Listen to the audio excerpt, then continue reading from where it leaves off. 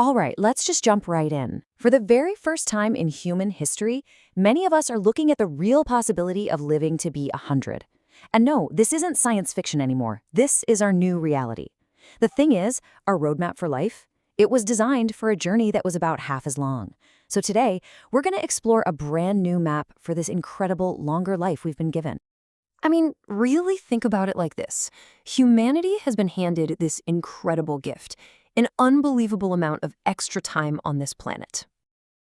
Just over the last century, our life expectancy has shot up by an average of 30 years. That is an entire second adulthood that our grandparents' generation just didn't have. So the question isn't just how are we going to spend those years, it's how can we make them truly amazing? And that right there leads to the big question. We have these longer lives, sure, but are our social structures, our careers, our own mindsets, are they ready for this journey?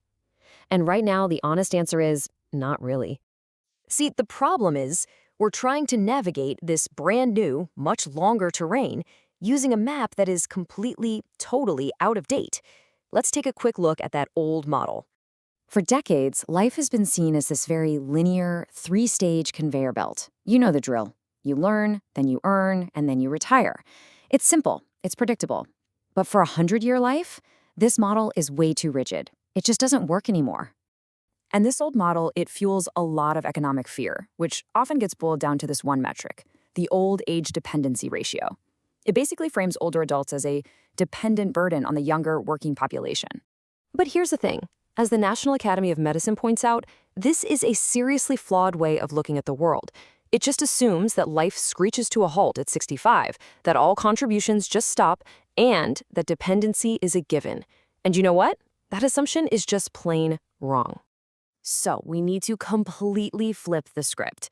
Instead of seeing an aging population as a crisis, we need to see it as an opportunity. And this brings us to a really powerful idea, the longevity dividend. This is the absolute core of it. What if these extra 30 years aren't a problem we need to solve, but a dividend we can invest? A chance to tap into the incredible wisdom, the experience, and the productivity of millions and millions of people. And this is where the new map of life comes in. It's a concept that's been pioneered by the Stanford Center on Longevity. The idea is actually pretty simple. Life isn't a straight line anymore. It's a flexible, dynamic map with all sorts of different paths for learning, working, and connecting with each other. And get this, the data shows this shift is already happening. I mean, look at this. In the US, the only age group with a labor force participation rate that has been consistently rising since the mid-90s is people 55 and over. The old conveyor belt, it's already breaking down. And the economic power of this is just huge. Think about this for a second. If people in the UK worked just one additional year on average, it could boost the country's entire GDP by over 1.5%. That is a massive dividend. Okay, so if we really want to cash in on this dividend, we need to redraw the map. And that's got to start with some big society-wide changes. So first off, we have to completely rethink work and education. This means getting rid of the idea of a hard stop to retirement. Instead, we need to embrace cycles of working and retraining. It's about investing in lifelong learning for everybody, creating flexible work opportunities, and supporting those encore careers later in life. And we have to bust the myths. The Stanford Center on Longevity puts it perfectly.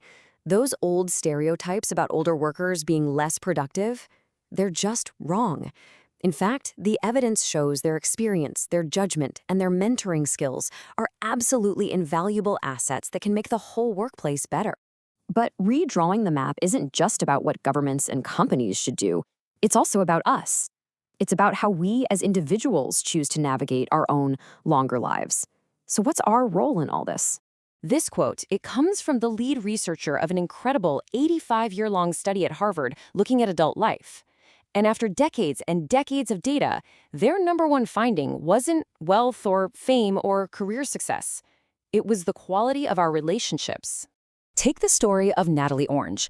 After a long career as a teacher, she retired and just felt completely lost, adrift. But then she started volunteering at a local school, and it gave her purpose again. It gave her connection. Her new motto became, I feel needed. And that just captures the very essence of what drives our well-being. So the Harvard study really boiled it all down to these key takeaways. Good relationships are the single best predictor of a happy, healthy life. Loneliness is literally toxic, as bad for our health as smoking. And having strong social connections actually protects us, keeping our bodies healthier and our minds sharper as we get older. This isn't just some nice idea, it's a biological reality. So, as we wrap this up, we're all left with this one question. We've all been given this incredible gift of a longer life. The old map is gone. The new one, well, it's ours to create. So what will you draw on yours? What new paths will you explore? The journey is just getting started.